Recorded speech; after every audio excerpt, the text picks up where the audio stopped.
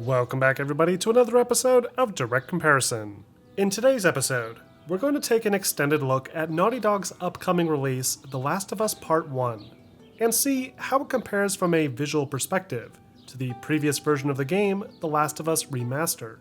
Now, in case you're unfamiliar with this series or are just confused by this naming convention, The Last of Us is a third-person action-adventure game, first released for the PlayStation 3 way back in 2013. It was then re-released a year later as The Last of Us Remastered for the PS4, and offered a few modest visual and performance improvements. The Last of Us Part 1, however, is a top-to-bottom remake of this original experience, using a modified version of the engine that was used to build The Last of Us Part 2 back in 2020. The result is a dramatically overhauled visual presentation, with redone character models, environments, lighting, effects, animations, AI, and even a few new accessibility features and UI redesigns, all of which I plan on covering today. For this analysis, both games are being played on a PlayStation 5 console, with the visual settings set to a locked 4K resolution at 30Hz, in order to deliver the highest quality possible. I've also disabled both the film grain and the motion blur options where possible in order to capture cleaner still images. That being said, I did also capture a lot of gameplay footage in the remake's performance mode as well, and will be using that footage occasionally throughout the course of this video. Alright, so let's kick this comparison off by first looking at the changes made to the game's cinematics. Now, at first glance, everything should look somewhat familiar. All the same characters are present, all the voice lines sound the same, and the camera angles are mostly identical. However, once you actually go back and play the two versions side by side, the changes become much more apparent. For starters, the cutscenes in Part 1 are now rendered in real time, as opposed to before where important cinematics were pre-rendered and set to play in between levels. By doing this, Part 1 maintains a more consistent visual tone and aesthetic than its predecessor, with things like resolution and color tone no longer abruptly changing between the gameplay and the cinematic. Additionally, the animators and environmental artists at Naughty Dog have spent a considerable amount of time updating every frame of these sequences, adding in necessary detail in some areas, while removing distracting elements in others. Take this sequence at the end of the Capitol encounter, for example. As you can see, practically every aspect of this environment has been altered in one way or another. The grass now fully extends across the ground, leaving no ground texture visible like before, and the structure housing the subway entrance has been redesigned to be some sort of concrete public walkway, as opposed to the oddly placed storefront buried in boulders from before.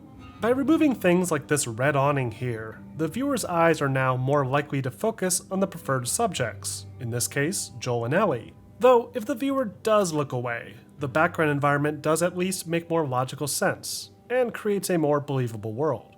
Another interesting example of this is immediately after exploring the ruins of the museum, where Ellie crosses across a plank in between two tall buildings. In the remake, you can now much more clearly make out Ellie's profile as she crosses the beam, thanks to a much less aggressive depth of field, better lighting, and a rework to the appearance of the windows in that distant structure. Examples of these little changes can be found in practically every cutscene, as the artists were no doubt trying to improve subject presence in every frame, and the end result is both familiar yet improved at the same time.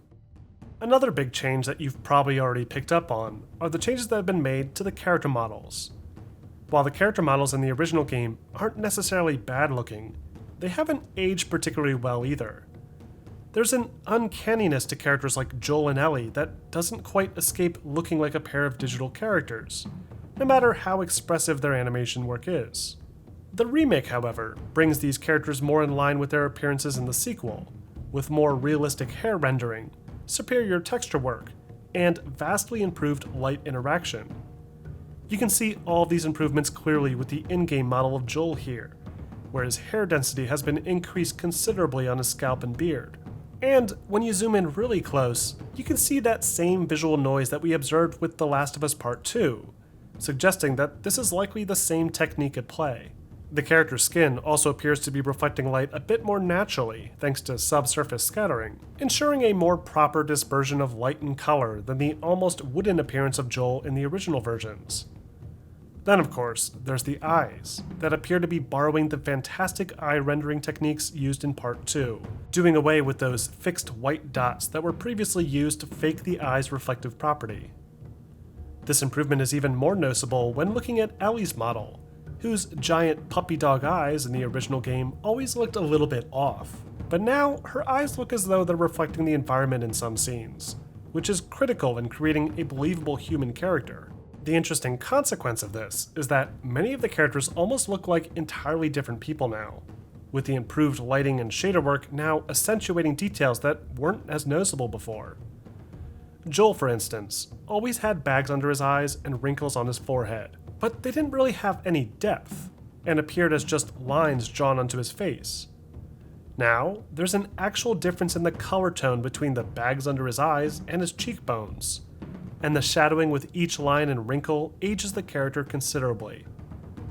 Tessa's transformation is even more dramatic, as her original model lacked pretty much any defining facial features, aside from a few cuts on her cheek and forehead.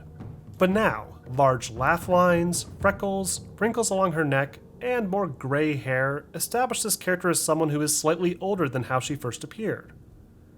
Alongside improvements to each model's face, skin, and hair, Part 1 also redoes a lot of the clothing and accessories too. The core of each outfit remains more or less the same, with similar patterns, material, and other important details. But you'll find some of these smaller rips and bloodstains aren't as prevalent this time around. Joel's shirt almost looks like it was just pressed and cleaned, and unfortunately, it doesn't seem to get any dirtier later on in the campaign either. Henry's tank top is sort of the same way, with almost all the blood and sweat stains being traded out for a thick layer of dirt and grime instead. But the higher fidelity texture maps along each of these clothing items, and things like the character's backpacks, more than make up for this, as the low-res textures of the previous character models stood out a great deal when played at a higher resolution. Moving on, we have animation. For the most part, a lot of the character animations found throughout the course of the gameplay experience remain the same as what you remember. The movement and control feel about the same, with the only exception being that Joel doesn't seem to reach out and touch walls as often, and will now hesitate before dropping off of a high ledge. Some animations have even been introduced from The Last of Us Part 2, mainly the great looting animations that see Joel reach out and grab items directly, and the extended workbench animations whenever a player wants to upgrade their weapons. But a bulk of the animation work can be found in the game's cinematics, where each character is now much more expressive. These redone animations help to really amplify the excellent voiceover work throughout the course of the game, demonstrating genuine fear and concern in ways that were really only implied before. Characters will sometimes even spit as they're yelling, which is a nice touch. Naughty Dog have also made some much needed improvements to the game's artificial intelligence too. Despite some really great enemy AI that will actively attempt to flank the player during combat and use cover realistically, the friendly ally artificial intelligence has always been somewhat problematic. Characters like Ellie and Bill would regularly dash back and forth in front of the player while sneaking around, sometimes walking directly in front of the enemies and breaking the immersion completely. With the remake, this annoying problem has finally been addressed. Friendly characters can predict the path of an enemy from further away than before, allowing them more time to reposition and hide out of sight. It's still not perfect, as characters are still sometimes in the way during combat, and in one rare instance, I even had Ellie get stuck out of bounds. But it's still not as problematic as it was before. The game's UI has also seen some interesting changes, bringing it much more in line with the design of the UI used in the sequel. Button prompts that previously displayed a colored PlayStation button symbol over top of a scratched black overlay are replaced with a much smaller, more cleanly presented white button prompt instead. Other, more elaborate UI indicators, like those shown when revving up a generator, are replaced with a new rounded dial design, though the minigame associated with it still remains the same. Meanwhile, the UI for the player's backpack, the inventory, and the weapon crosshairs have all seen some minor changes, though none quite as drastic as the change made to the bow and arrow, that replaces the old green parabolic aim indicator with a new metered crosshair instead. However, if the player wants, they can always go into the settings and revert this back to the original classic style instead. Collectibles are also handled differently, in that they're now treated as actual physical objects like they are in the sequel. This means picking up something like a Firefly pendant or a notebook will see Joel literally pick up the object and then examine it directly with a zoomed-in view. It's a little bit slower and more cumbersome this way, but it does at least add a bit to the immersion. Next up, let's talk environments. The Last of Us offers a collection of some richly detailed environments, all buried under a thick layer of post-apocalyptic grime and disrepair. It's arguably one of the most interesting aspects of the entire experience, venturing through familiar-looking pieces of Americana that have since been transformed into a deadly, stealth-action, survivalist battleground. And thankfully, the remake does a fantastic job of not just preserving these beautiful locations, but also enhancing them with an impressive increase to the amount of detail in every conceivable corner of the playable space. Take this pizza shop towards the start of the game, for example. While the main pathing remains virtually identical, all the details built into this path have been completely redone to both enhance the appearance of the scene and to help create a more realistic sense of place.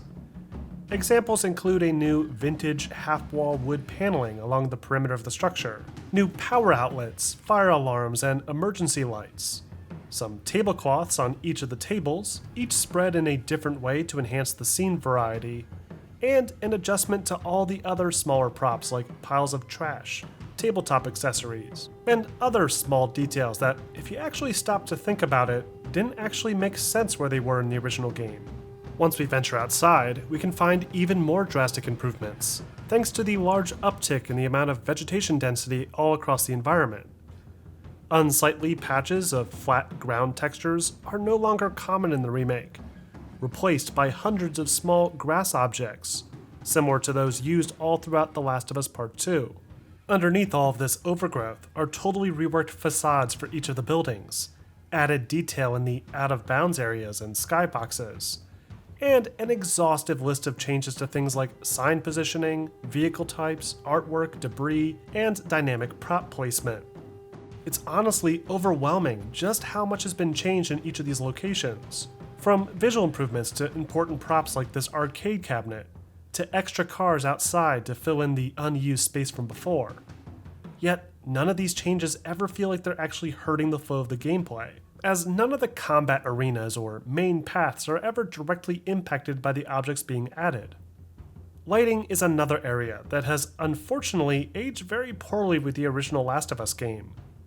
Back then, Naughty Dog relied exclusively on baked lighting to create their scenes, carefully crafting interior environments around their light maps to achieve their desired mood for each sequence, and then adding in some aggressive volumetric effects in certain areas.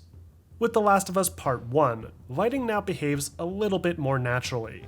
It's still baked in, using pre-computed light maps like before, though the game also makes use of physically based material rendering to better approximate the way light will bounce off of each type of material. This, I found, results in a much darker, somber tone throughout the course of the game, with scenes that previously felt flooded with excessive red and yellow light, now appearing slightly cooler overall. And interior scenes, especially those with limited light, feel much, much darker. Alongside ambient lighting, Part 1 also offers a lot of other lighting-based eye candy to enjoy. From the higher fidelity reflective surfaces, for things like puddles and water surfaces, to the great volumetric effects used to illuminate the rain during this sequence, all delivering a technically superior final result. Shadow rendering has also been given some much-needed attention. When I went back to record footage of the remaster, I was shocked to see just how harsh the shadow rendering used to be. This location near Joel and Tess's safe house features a stark contrast between light and dark, to the point of almost looking broken. But in the remake, light now properly trails off based on the angle and distance from its source, and the resulting shadow blends more naturally than it ever did before. The ambient occlusion has also been given some much needed attention, adding an additional layer of depth to the environment on top of all the great reworked geometry discussed earlier. And there's even some additional dynamic shadow work at play now, like shadows generated from the player's firearm or from a thrown Molotov cocktail, that further enhance combat encounters. Then of course we have our effects. The Last of Us Part 1 offers a wide range of improvements to its various effects.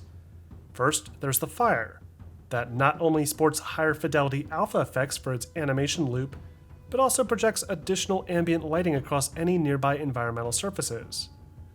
Along with this, Part 1 also sees similar improvements to the alphas used for various smoke and fog effects, and will now properly reflect ambient light, and the player's own flashlight. But one of the most striking improvements have been made to the water simulation that looks considerably better than the almost gelatin-like water rendering used previously.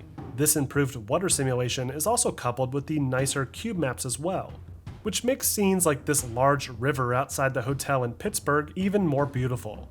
Part 1 also takes advantage of the PS5's additional resources in order to bump up the number of on-screen physics-based objects allowed at any given time. This means more dynamic objects and enhanced destruction, which is put on display a great deal during sequences like this one, where the machine gun turret from the hunter's truck will shred nearby debris and break apart concrete structures. This also plays into the revised gore system in the remake as well, as a lot of the dismemberment that was on display in Part 2 seems to have returned, along with that brutal last man standing elimination mechanic. Finally, let's wrap up with a brief sound comparison. Which game do you think offers the superior audio presentation?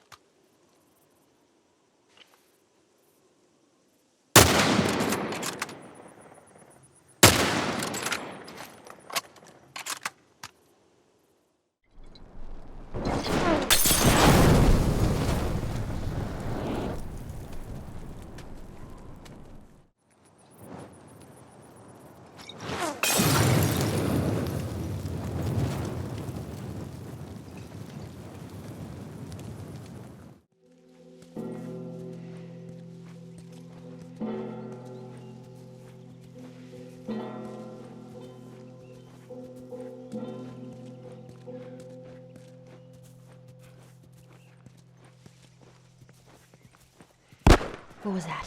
I don't know. Ellie, get down. Where did you learn to shoot? Man, screw you.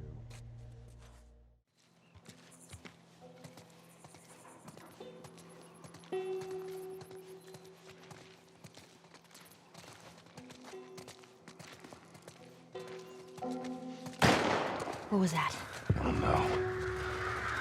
Ellie, get down. Where did you learn to shoot? Man, screw you.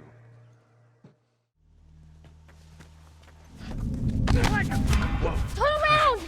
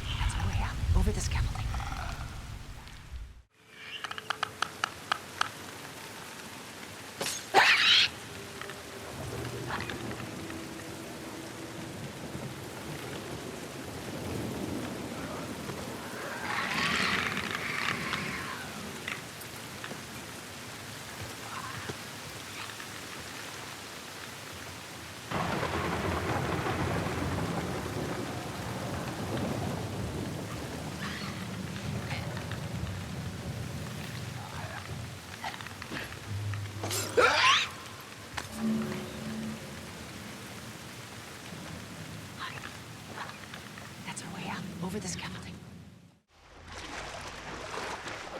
What was that all about? Get on. We're cutting through the hotel. Okay. Oh, easy. Don't worry, I ain't gonna drop you.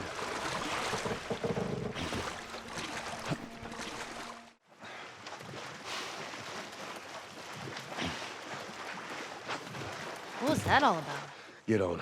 We're cutting through the hotel.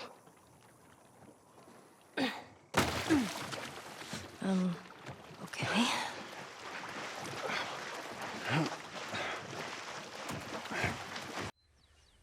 And lastly, you do what I say when I say it. We clear? Sure. Repeat it. What you say goes. And lastly, you do what I say when I say it. We clear? Sure. Repeat it. What you say goes. And that wraps up this episode of Direct Comparison. Overall, The Last of Us Part 1 is a remarkable improvement over the previous 2014 remaster. Just about everything has been addressed in one way or another, whether it be the outdated character designs and unnatural lighting, or the distracting cutscene transitions and broken AI. Naughty Dog really did go out of their way to make one of their best games even better. And after having played it, I really don't see the reason to return to the original, outside of the novelty of playing what now just feels like a prototype build. That being said, there is at least one major feature that unfortunately didn't make the cut, and that's the Factions multiplayer mode. This competitive elimination-style deathmatch mode was a fantastic addition to an already great game.